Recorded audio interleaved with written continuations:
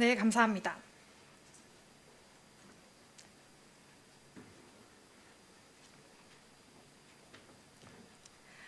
안녕하십니까. 금일 수브라마냠 자이샹카르 인도 외교장관의 국립외교원 공개 강연에 오신 귀빈 내외 여러분들께 다시 한번 감사의 말씀을 드립니다. Good afternoon, ladies and gentlemen. Once again, welcome to KNDA Public Address by His Excellency Subramaniam Jaishankar, External Affairs Minister of India. My name is Ji Soo-ok, a researcher at KNDA. To start off today's special event, I would like to invite the Chancellor of Korea National Diplomatic Academy, Park Chul-hee, for his welcoming remarks. So please give him a big round of applause.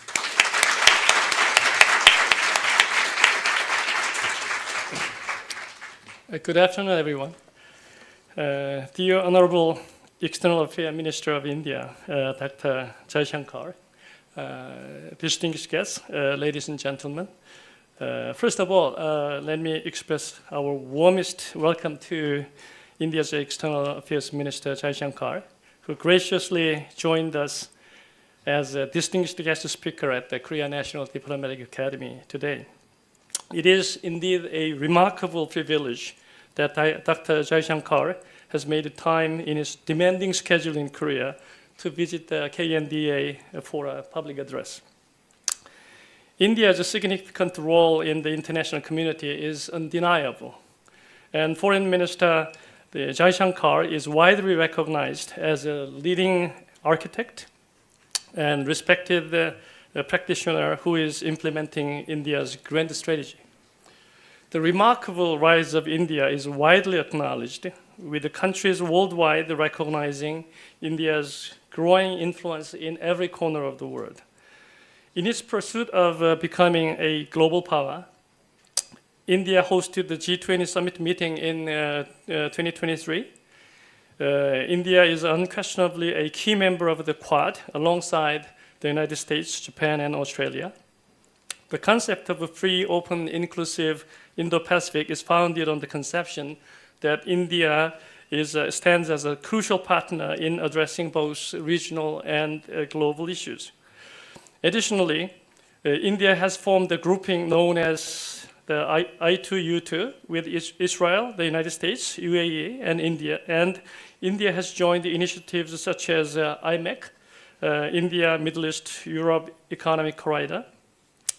Not only does India participate as a member, but plays an active role in organizing the BRICS meeting as well. India is a member of the Shanghai Cooperation Organization.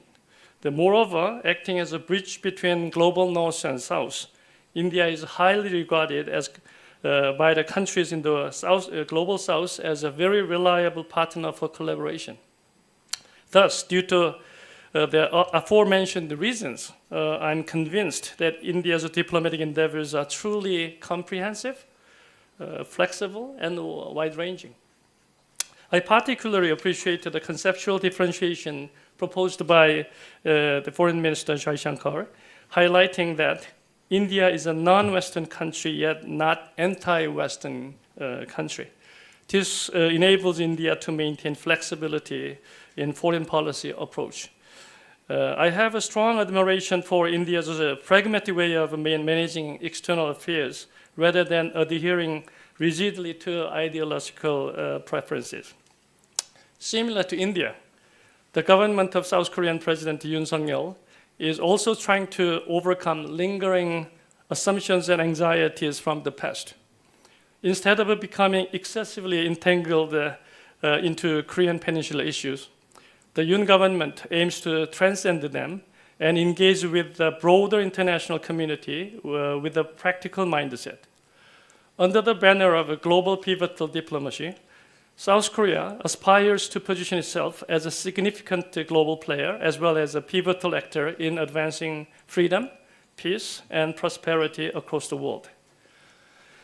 Under the previous administration, South Korea rejected the idea of joining the Indo-Pacific Initiative, opting instead to maintain strategic ambiguity. On the other hand, the Yoon government is exerting maximum efforts to align to promote a free, open, and inclusive Indo-Pacific.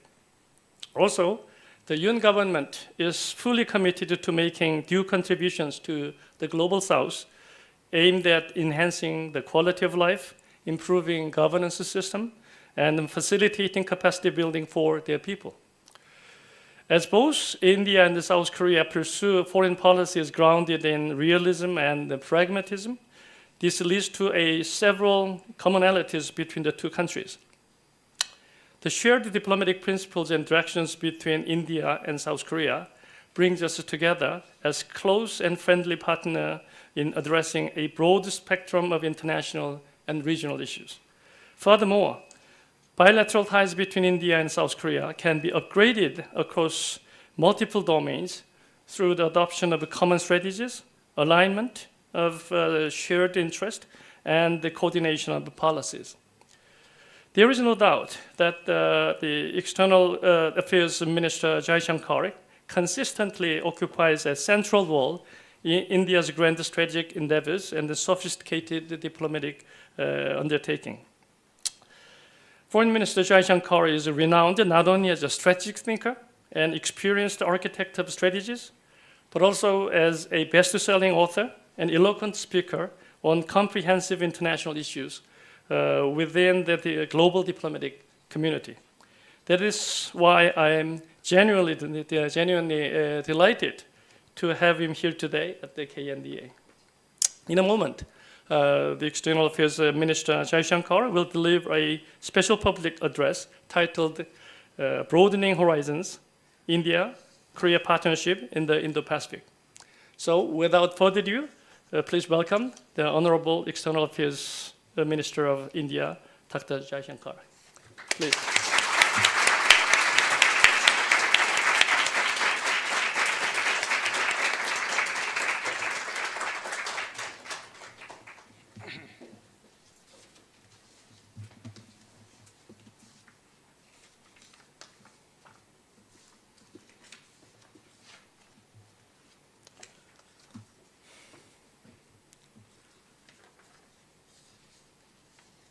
Chancellor Dr. Park, distinguished guests, dear colleagues. It's a great pleasure to speak to you today about India's partnership with the Republic of Korea, one that is acquiring greater salience in a more uncertain and volatile world. Our ties have been described as a special strategic partnership since 2015. This is not just a phrase, but an assessment to which we have tried to live up to since then. In different domains, cooperation has expanded and benefits are visible. Yet, this is also a time to introspect and strategize how we could be doing more by doing differently. The frequency and intensity of contacts is one way of judging any relationship. In recent years, Prime Minister Narendra Modi and President Yoon have met twice, as I did with my previous counterpart. Many of you would be aware that Prime Minister Modi has in fact been to the Republic of Korea himself twice, once in 2015 and once in 2019. Trade is another metric of judgment. And this today between us is roughly around the $25 billion plus minus level. Companies of both countries have made significant investments in the other. We note that your Economic Cooperation and Development Fund has committed to 2 significant infrastructure projects in India. The Sovereign Wealth Fund, KIC, has also opened an office in our country. Our defense cooperation recorded a success in the joint efforts of Hanwha and Larsen & Toubro, and we each have a community in the other country, about 15,000 in our case and somewhat less in yours. Now, this succinct summary of our current state of ties is certainly useful information, but more important, it indicates how much potential still lies ahead for us to realize. A full picture of our ties also requires an understanding of its political dimensions. We are both democracies, market economies, and believers in the rule of law. Our modern history holds some parallels, and both of us have paid the price of events beyond our control. In recent years, challenges like terrorism and WMD proliferation have impacted our national security. We have learned to be sensitive to changing currents of the global order. While our solutions may be suited to our particular national circumstances, working together has always been to our common advantage. The reasons to do so are obviously the mutual gains in that regard, but such aspirations, while having a value in themselves, are even more important when set against the contemporary context. In essence, my case is that India-ROK partnership is significant, but even more so when we look at its impact on the Indo-Pacific. Why is that? Let us start by examining the landscape. The Indo-Pacific emerged as a consequence of geopolitical shifts in the last few decades. Till then, American strategic dominance kept the Pacific separated from the Indian Ocean as a theater. This was meant to assert a certain primacy of interest in the former. Where the Indian Ocean itself was concerned, the focus was much more centered around the Gulf. However, as challenges changed and capabilities were stretched, a more cohesive effort was needed, not only in respect of its own resources, but working with more partners as well. This period has therefore not only seen a revision in strategic concepts, but also a more open approach to global collaboration. You see that, for example, in an American willingness to establish the Quad. The perspective of a country like India is naturally somewhat different. In our case, our interests were steadily extended as part of the Look East and then Act East policies.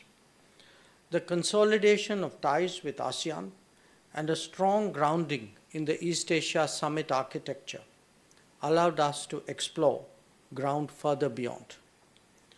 The results of that are visible with the ROK in Northeast Asia and with Australia to the south and with a number of countries in between.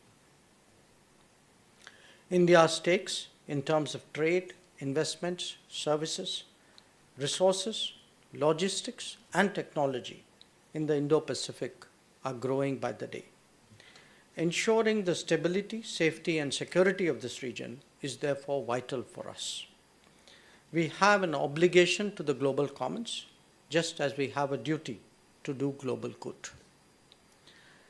As the idea of Indo-Pacific took root, many nations, groupings, and organizations examined it from their particular vantage point. The ASEAN, the European Union, the Indian Ocean Rim Association have all articulated their outlook. So too have individual nations in Europe and in Asia. The East Asia Summit has even launched an Indo-Pacific Oceans Initiative in 2019. It was noteworthy that the Republic of Korea, after careful consideration, also released its Indo-Pacific strategy in 2022. My understanding is that it envisages a free, peaceful, and prosperous region based on three principles of inclusiveness, trust, and reciprocity. This certainly creates the basis for working more closely with like-minded partners. Now, why is it important that we work together? Part of the answer lies in the opportunities of the emerging world, especially those pertaining to new technologies. But some of it also refers to the stability and the predictability of the international economy as a whole. We are therefore impelled by both national interest and global de-risking. To appreciate that, let us consider the factors of current volatility. In the last 4 years, we have seen the global economy and even global society devastated by the COVID-19 pandemic. Quite apart from the damage that it wrought, it completely disrupted the flow of goods and services. Thereafter, we are witnessing two conflicts that are still ongoing, one in Ukraine and the other in the Middle East. The latter has spread to the Red Sea, threatening maritime shipping between Asia and Europe. Climate events are another variable that we need to cater for because they will happen increasingly frequently. The world cannot be sanguine about such shocks in the future. On the contrary, we have to prove ourselves by creating redundant, reliable, and resilient supply chains. Trade and supply chain diversification is one aspect of such endeavors. I understand that the ROK has a 30-50 strategy in that regard. The point is that our efforts, individually or together, can make a difference to the larger picture. Now, the same calculations also apply in large measure to the digital domain. But there is the added factor of trust and transparency as well. Data privacy and cyber security are increasingly crucial concerns for nations as much as for individuals. It is not enough to come up with reactive steps or preventive firewalls. There are structural solutions that are based on trusted vendors and trusted geographies. We have to recognize the imperatives of strategic trade and adjust our policies accordingly. So how do India and ROK respond to this evolving scenario? First of all, by recognizing that the world is moving towards greater national production and strategic autonomy. They may call it by various names in the US, in China, or in Europe, but believe me, the underlying commonality is very clear. Debates in this regard are sometimes confusing by painting extreme scenarios of decoupling. Don't let it cloud the reality that in certain critical areas, partnerships would now be forged with much greater caution than before. And many more capacities will be built at home. We are two countries who are politically and economically well aligned to do so. My second argument in this regard to changes underway in India. For a variety of reasons, we in India did not give the importance that we should have to manufacturing and technology development in the past. That started to change in 2014 with the Modi government and has gathered steam over a decade. It is supported by vast improvements in infrastructure, innovation, education, and skilling. This has now enabled us to embark on a Make in India initiative in various domains. Such collaborations would not only facilitate our partners' access to the Indian market, but also to use us as a platform for global production. In short, the growing efficiencies of India are on offer as an attraction to Korean businesses. This is certainly worth consideration if you look at the growth prospects of India. We have rebounded robustly from the COVID period and are on track to become the third largest economy in the next few years. Along with that, if you look at the innovations underway, the startup culture, the number of unicorns, there is a strong case here for greater focus and attention. All of us know that we are now entering the world of AI and chips, of battery and electric mobility, of space and drones, of clean and green tech. and of critical minerals and resources. Much of the world's strategic calculations revolve around these domains as they are perceived to provide the edge in the times to come. A common element of all of them, however, is human resources. Not just resources per se, but skills which are readily available in a prepared manner. The world is waking up to this challenge because this is also one of trusted talent in many areas. Already, we are seeing considerable delays in critical projects in different geographies on this account. Not coincidentally, we in India have been approached by many more OECD members with requests to conclude mobility partnerships. India, of course, has its own semiconductor mission, as it does initiatives in many other new and emerging technologies. Our expectation is that even within a few years, a very different, larger ecosystem will take shape in India in this regard. I'm sure that it will create more possibilities for collaboration between India and the Republic of Korea. Conversations about the international economy naturally focus on production, on consumption, and usually on technology. Here too, a recent addition to the agenda has been the importance of connectivity. This is relevant for two reasons. One, that new production and consumption centers are not always as optimally connected as their capacities justify. And two, because historical linkages have been effectively disrupted during the era of imperialism. As a result, the world faces the challenge of creating the new while reviving the old. Recent initiatives in this regard have naturally reflected the changed economic standing of global players. From India's viewpoint, it is essential that there is a lateral connect all the way from the Pacific to the Atlantic that passes through our country. This could well take shape when the IMEC, the India, Middle East, Europe Economic Corridor initiative, gathers pace to the west of India, in the Gulf, and beyond. And as the trilateral highway connects India all the way to the Vietnam coast.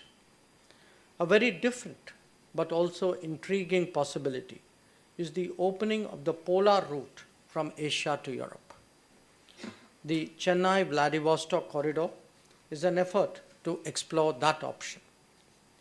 As these and other corridors come into being, their logistics and mobility implications will be studied carefully.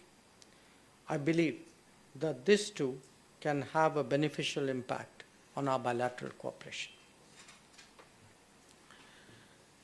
As two significant G20 members, India and ROK have a growing responsibility to actively contribute to the reshaping of the global order. The era when a few powers exercise disproportionate influence over that process is now behind us. Willy-nilly, it has become a more collaborative and broad-based endeavor. That multilateralism has also stalled, and being replaced in good measure by plurilateralism is a factor as well. Issues like countering terrorism or WMD proliferation, or indeed ensuring maritime safety and security, do matter fundamentally to us. We have also seen opportunity in initiatives like the Indo-Pacific Economic Framework or the Minerals Security Partnership. In crucial domains like digital delivery or clean energy, our national efforts have points of convergence. Let me add here that even as we seek to strengthen our bilateral ties, there are a number of international initiatives in which our shared participation would certainly contribute to the bilateral facet of our relationship as well. If I were to give some examples for ROK as an important trading country, maritime security is a very, very vital concern. We in India host a fusion center, which is built as a result of a number of white shipping agreements with different partners, where you actually have a common operative picture across the entire Indian Ocean. Similarly, ROK's participation in an initiative like the Indo-Pacific Oceans Initiative, which looks at a range of oceanic issues from ecology and environment to transport and science and technology, would, I think, be a very valuable addition. Or if I could refer to a completely different domain, as a country which has been very active on climate issues, for ROK to make its presence felt at the International Solar Alliance, which India had proposed along with a few countries at COP21, which today has more than 100 members, I think would be a very positive development. In fact, as climate events occur with greater regularity, ROK's contribution even to disaster resilience, and we have again an initiative called the Coalition for Disaster Resilient Infrastructure, would be something which would be greatly appreciated. So I give these examples as a way of illustrating that one way of also deepening our relationship is for us to be present in similar organizations or shared organizations with common goals. And that too would reinforce what hopefully would be a deeper bilateral relationship. Now, to realize our potential, a challenge that I have flagged already, it is important we intensify our engagement in different spheres. Certainly, we need more political discussions, more strategic conversations, which is why I am here. We need stronger business connects and technology interactions. The long pending review of our CEPA must be expedited so that it can be upgraded. We will have to identify more intersections and meeting points that work for both of us. We will also have to be more collaborative, recognizing the strengths that we each bring to the table. Today, we are all contemplating the prospect of a re-globalization that would be very much shaped by emerging technologies. That gives our two nations the opening to progress ourselves while contributing to a better world. I am confident that by broadening our horizons, the India-ROK partnership can emerge as a significant factor in the Indo-Pacific. Thank you for your attention.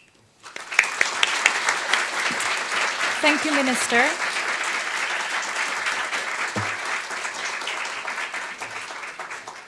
Now, we will proceed to the discussion and Q&A session. And I would like to invite Chancellor Park to take the floor. Thank you. As always, I learned a lot from your insightful comments. And then I'm very much impressed by your speech, especially you touched upon more of non-traditional security issues, including economic security and cyber security and others.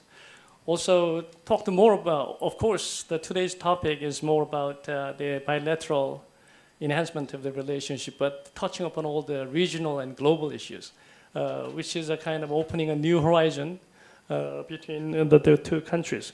But I just wanted to ask a kind of a question, not directly related to your speech today, but I'm always impressed by Indian way of strategically engaging other countries. Very flexible, very pragmatic, and comprehensive engagement of the global countries. So we have the expression, as you say, that we have to cooperate among the like-minded countries.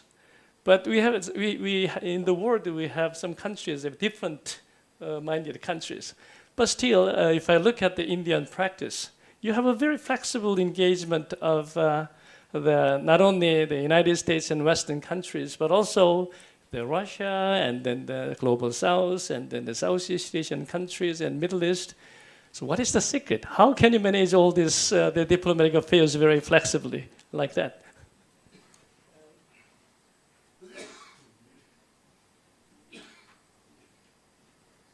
Yeah. First of all, thank you once again, Chancellor, for the opportunity to speak here. So, your question, if we are all more inclined to work with like-minded countries, how do you work with so many more? I think if you like the world, you have more like-minded countries. So we like the world. We look at different parts of the world, and I think the natural instinct for us is to find something common there. So there would be parts of the world where, and each one is one facet of our personality or our character. So there would be countries, let us say, where being a democracy, being a market economy would be a connection. There would be countries where in a post-colonial world, having gone through a colonial experience, let us say with a large part of the global south, would be a connection. There would be countries where there might be something in our history. You can apply this to regions, let us say in Central Asia or the Gulf. There would be cases where we actually might, over a period of time, we have built habits of cooperation because our interests have harmonized over a period of time. So think of it in a way like a person, a country like a person. If you want to have the optimal existence, you want to be on good terms with as many countries. Ideally, they say the best diplomacy is a zero problem situation. Now, in real life, nobody gets a zero problem outcome.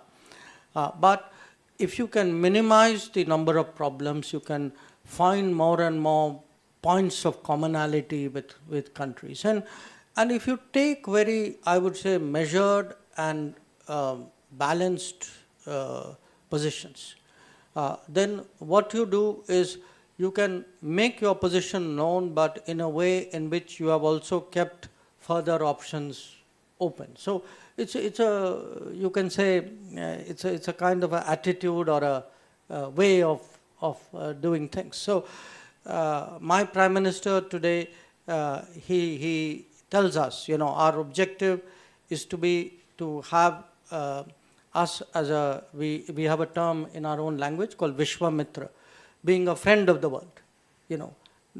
Make as many relationships and even friendships as possible. In real life, it works, let me tell you. You talked about the importance of maritime security in the Indo-Pacific. As you just said, as the trading country, Korea has lots of stake in securing the maritime security and then slug. And Korea is increasingly committing itself to contributing more to the maritime security in the whole region. But as you have said that, is there any part that you wanted to expect that the Korea play some more role in terms of the Indo-Pacific Ocean Initiative or the general maritime security issues? I would put it this way. I would certainly flag, which I did today and which I'll be doing again tomorrow with my counterpart, why it would be useful for India and Korea to cooperate more closely in maritime security, both bilaterally as well as in some agreed formats. And I'll give you an example. Today we have a threat to shipping in the Red Sea and in the Gulf of Aden. Okay, my country has deployed 12 warships in that region. We've been very active in providing cover and courage to shipping there. We've had cases where ships have been taken over by pirates and the Indian Navy has boarded it and rescued it in a way. Or ships have been hit, tankers have been hit by missiles or drones, and in some cases, our people have actually gone and put out fires, brought the ship to port. Now, this is possible because while we have our 12 ships, there are many other navies operating there. Okay. And we have a mechanism today for a kind of a coordination so that people not just don't get in each other's way, but they can optimize the result, because the problem we face is a common problem. So my case would be to our Korean partners that getting into arrangements where there's a common picture, because none of us will have the resources to actually ensure security and safety beyond a point. We are all going to be able to take one piece of the problem, one situation, one set of concerns and address it. If we want the entire region, the Indo-Pacific, all the way from your shores to our shores and beyond to be safe, then we are better off pooling and working together. Now, two proposals here which might be of interest, I think, to our Korean partners. One is we actually operate a fusion center outside Delhi, where a number of countries have deputed officers. Information from white shipping agreements from a large number of countries come in. These are integrated in a common operating picture, and everybody gets the benefit of it. Now, we today get a similar benefit from something like that in Bahrain, where we have deputed an officer. A second example I gave was this initiative we had called the Indo-Pacific Oceans Initiative, because there are different aspects to the ocean that we need to be careful about. There is a problem of IUU fishing, there's environmental issues, there's plastics, there are transportation, connectivity issues. Now, this Oceans Initiative, we tabled it 4 or 5 years ago at the EAS Summit. It actually involves 8 different streams. We've requested countries, could be members of EAS, could be outside, saying, please take the lead and, let's share best practices, let us find ways of understanding each other's concerns. Because what has happened is, the era when there was some master organization in the world and we all plugged in and said, here are my concerns, please give me solution, that's over. We need more self-help groups in a way. The self-help groups won't be universal. So that's where the like-minded comes in. Here, certainly for us to India and ROK to work together in more such formats. I mean, even our relationship will get the benefit of working together. Whenever I've looked at a group of which we've been a member, I can tell you our bilateral relationship has improved, also as a result of being a member of that group. Wonderful. In that regard, I fully agree with you about your point that ultimately human resources are very much important in enhancing all the collaborative projects between us. And when you talk about the human resources in 2 countries, we have excellent people. When I was studying in the United States, all the very good students in the medical school, and mathematics, and chemical engineering were Indian students. And the Koreans are doing very well. So then you talk about the human resources and mobility program. Do you have any specific sector you have in mind? Well, of course, we have to increase all the sectors. But for example, when you talk about the human exchange between Korea and the United States, why don't you focus on the STEM, the science and technology, engineering, and mathematics? So that's the kind of priority than other areas. So when you talk about human resources exchange and then the mobility program between India and South Korea, do you have some sector in mind, or is it general practice? No. I mean, let's look at today factors of production. What can slow down growth? What can hamper technology development? Definitely, human resources is one factor. The reason for it is very simple. It is that global demographics is very uneven. Now, I think different societies and economies are going through their particular versions of it. And the paradox is that with prosperity, naturally the demographic challenges grow. I mean, this happens to all of us. It's beginning in some ways to also express itself in India. Now, when I look around the world, this is sort of not so much a Korean point as a global point. There are three broad categories where we see demand. One, at the highest level, if you look at talent, the skills, the STEM, and a country which has benefited perhaps most of all in this regard is the US. The US through the H-1 visa scheme actually was able to get a lot of STEM talent from many countries, but most of all from India.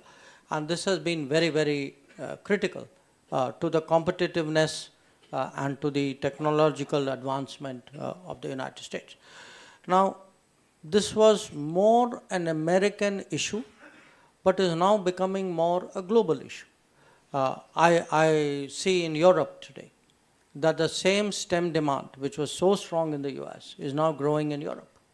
So in the last year, we have actually concluded a lot of mobility agreements with countries like Germany, Austria, Italy, Portugal, France, UK, mainly because of that I would say demand-supply gap there. A second is in the service sector. That there are many services today which require at the end of the day, human interventions. And the trained personnel are simply not there. This is particularly true of the medical and healthcare field. A third is actually the blue-collar segment, that there are many industries, construction. I mean, we've just concluded an agreement with Malaysia, which is largely focused on the construction industry in Malaysia. And again, if one looks at the Gulf, you can see category 2 and category 3. But now increasingly, as the Gulf is looking at non-fossil alternatives, even category 1, that these are there in very, very large numbers. So in India, in a way, we are today preparing our own people for the global workplace. When COVID happened, it was actually, even for us, surprising. It was a discovery of how many Indians were living and working abroad, because in many cases we had to bring them back. Even I would say within probably the first year, we brought back, I think, more than 7 million people who were living and working abroad at that time. The idea that today employment is essentially within your national boundaries. I think as technology changes, as this demand supply, the demographic technology mismatch is there. If we are to find a collective solution, my sense is mobility agreements are a very important answer to that. Thank you. I cannot monopolize Minister Jaishankar, so I will open the floor. Even though time is limited, I can collect a couple of questions, and then, I will give a chance to the junior diplomats first, because as a Chancellor of the Academy, I wanted to give the privilege of asking the question first to the junior diplomats. Okay, Davin, you have a question?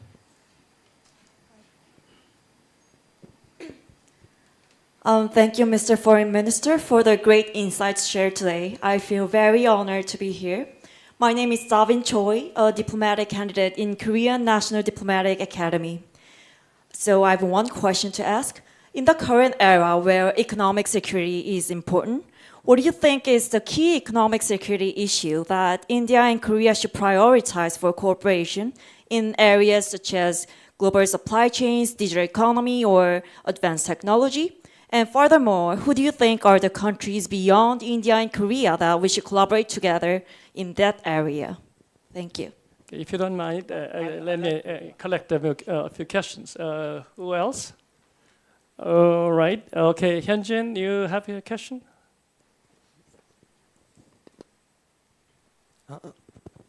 Thank you. My name is Hyunjin Kim. I am a diplomatic candidate in the Korean National Diplomatic Academy.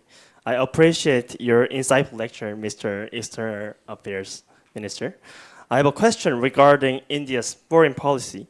You mentioned once that India's foreign policy is a delicate act of keeping multiple balls in the air without letting any of them drop.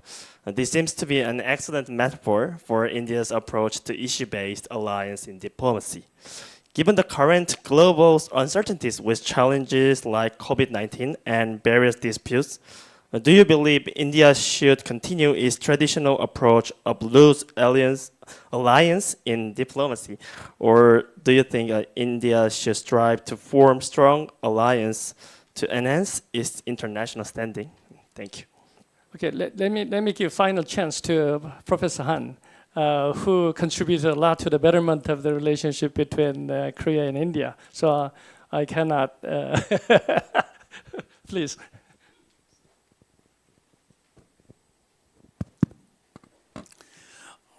Minister Jaishankar, it's really a great pleasure to meet you personally. I have been involved chairing the Korea-India Strategic Dialogue from 2010 through 2021 until Foreign Minister Yoon Jong-un take over. I have the three specific questions. First, just one. Well, you emphasized the strategic importance of the supply chain diversity, and I understand that in 2022, India, Australia, Japan worked out a supply chain resilience initiative. My question is that Korea is also very much eager to diversify our supply chain network. So I think Korea is perfect candidate to join, the initiative. Or can Korea join that initiative? If so, under what conditions? Okay. And just one more question. Micron technology received heck of the incentive from the Indian federal and the state government, amounting, I think, to 70% of total investment cost. My question is, if Samsung or SK are interested in investing in India in semiconductor area, can both companies receive the similar incentive as the Indian government provided to Micron technology? Just for curiosity, what was your third question? Okay. In a way, I think the first question and this question have something in common. What do we really need for economic security? I think it depends on the country. It depends on the situation. I want you to think back of the COVID period. Okay. What did the COVID period teach all of us? It taught us that health can become the most important factor in our lives. And if we did not have resources which we could access at a time of difficulty, as a society, as a country, we were in very deep trouble. So if you had asked me this question in 2020 or 21, maybe even 22, I would have said health is the answer. Okay. But at that time, in India, we did a complete lockdown because we didn't have the health preparedness to deal with the pandemic. So what we did was we did a lockdown and we very rapidly sought to scale up our preparations. Now, when we did a lockdown, some of our neighbors had a different problem of economic security. you'll be surprised to know, in the Gulf, almost every day, there are enormous movements of fresh food from India to the Gulf. So when we locked down, they suddenly had a food security problem. Okay. So after the COVID, when we went, and by the way, we made an exception for them. Even though we had a lockdown, we kept the air movement of food to the Gulf going, which they appreciate very much. So if we go to the Gulf and ask them, so tell me which part of economic security is very important for you, they would have said, that period food security is very important. Now, things have become a little bit more novel. So what are we discussing today? We are looking at, critical technologies. Today there is so much talk about, that's why I come to semiconductors and chips, because in a way they are the basis of our daily lives. That here it is security because for two reasons. Without it, we are inefficient. And we have put so much of ourselves onto those platforms that has also become part of security. So I would say across the world today, what COVID has done, it has made most countries, certainly somewhat, I would say, middle and larger size countries, very sensitive to the fact that very basic, the core issues which really matter to you, we must have some ability on our own to manage. And to my mind, what it has done is it has raised basic questions about that old model of globalization, which had begun in the 1990s and which more or less continued, you can say, till the COVID. So people would question that today. I mean, even in Europe today. Europe today, which was the most fervent advocate of globalization, is today very, very much obsessed with strategic autonomy. And for them, strategic autonomy is actually economic autonomy, in a way. So what can India and Korea do? I would say in those areas which are our strengths. If in those areas we make each other stronger, and we also contribute to, because look, we are countries our history is not a selfish history.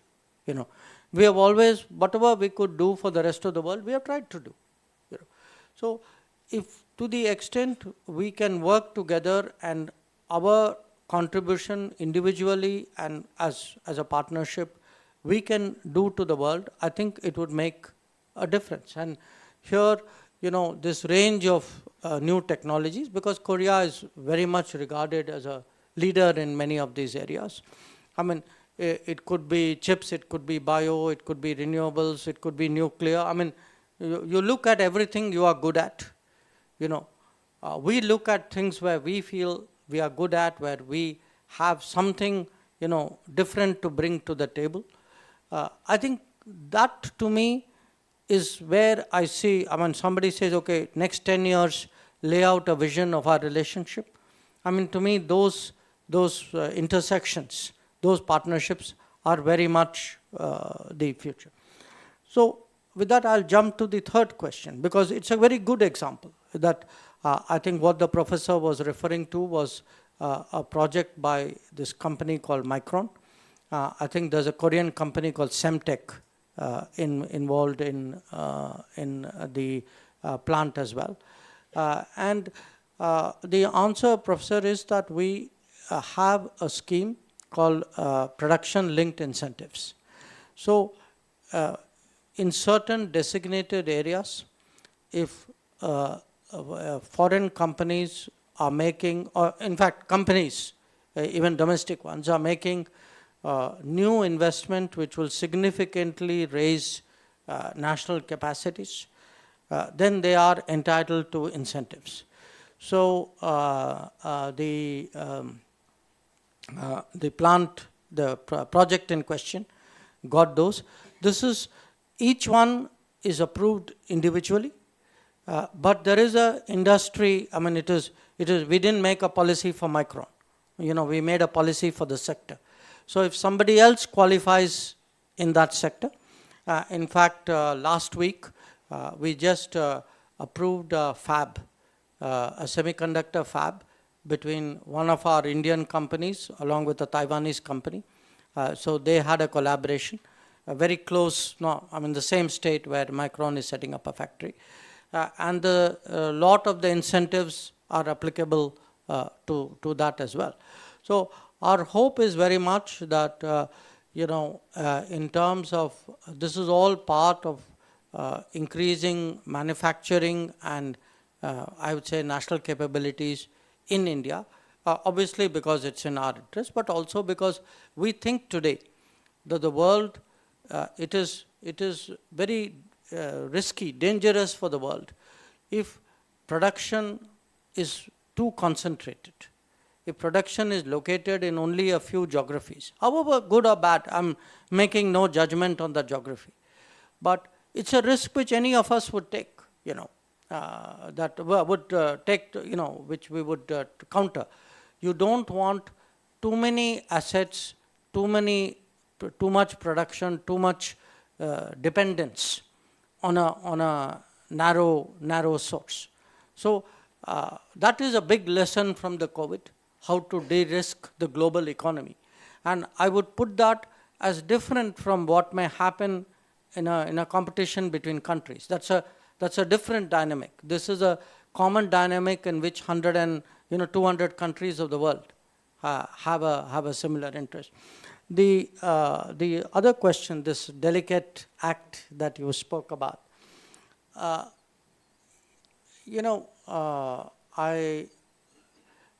mean, in a way, for us, it is something we have grown up over the years doing. We were doing it more defensively before. We are doing it more confidently. So it's like, walking on a trapeze, so the trapeze was here, the trapeze is here, now the trapeze is there. But if the more you do it, in a way, the more skilled you are at it. But your point, you said, are you better off with loose alliance, or are you better off with strong alliance which will enhance your global standing? I don't agree that strong alliances enhance global standing and loose alliances detract. On the contrary, I'll give you an example. Take the G20. Okay? At the beginning of our presidency of the G20, people were actually worried whether we will be able to get an agreement at the end of it all. And we had two problems. One was the Ukraine conflict and the Western countries and Russia issue. The other was a development issue, that a lot of the global south had concerns and whether the developed countries would agree to it. Now the fact that as I said, we have different tied to one group. I think it would have been difficult to get the 20 to actually come around. So we do see today India in many ways as playing a very useful role, as a kind of a bridging country which is able to contribute, address problems. And I think unfortunately the state of the world requires such services. So now floor is given to MC. Once again, thank you, Minister and Chancellor, and also our audience for your great remarks and questions. 그럼 마지막으로 신봉길 외교협회장이시자 전 주 인도 대사님께서 감사 말씀을 전달해 주시겠습니다. Now, we would like to welcome Ambassador Shin Bong-gil, a current president of the Korean Council of Foreign Relations and former Korean ambassador to India, for his vote of thanks. So please give him a big round of applause.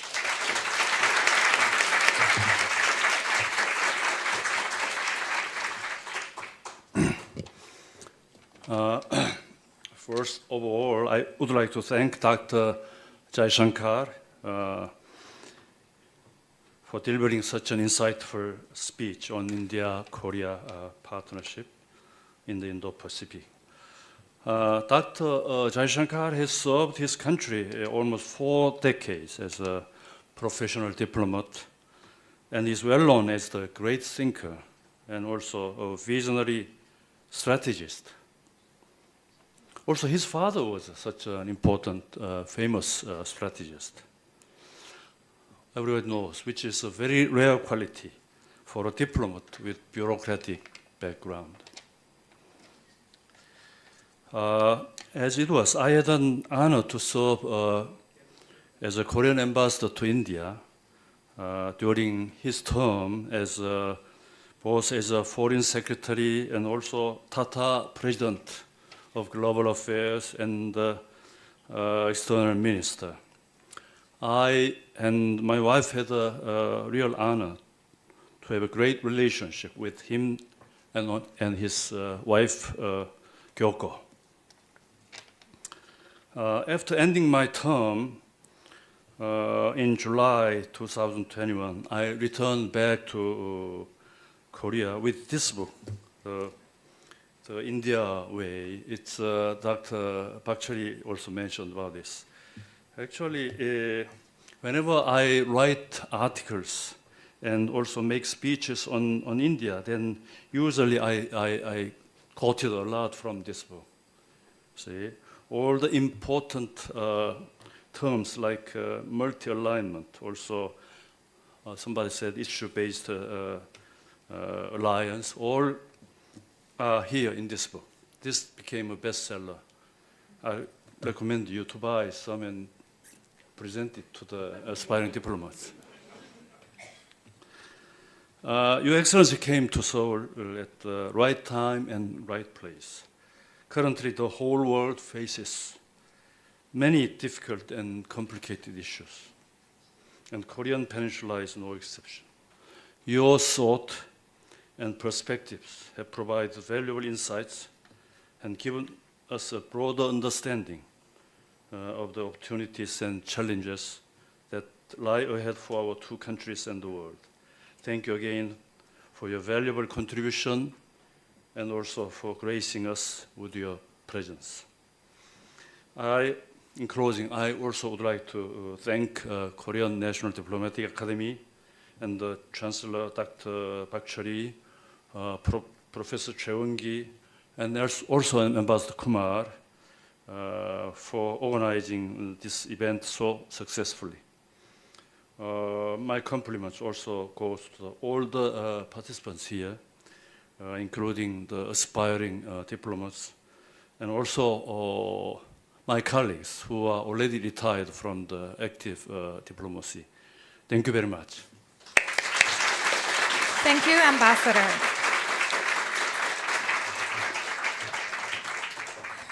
Please remain seated. Now I would like to invite Minister Jaishankar and Chancellor Park for a quick photo. 귀빈 여러분들께서는 잠시 앉아서 기다려주시면 감사하겠습니다.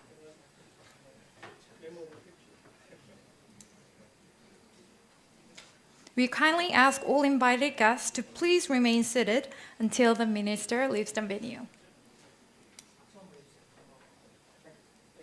Please give them a big round of applause.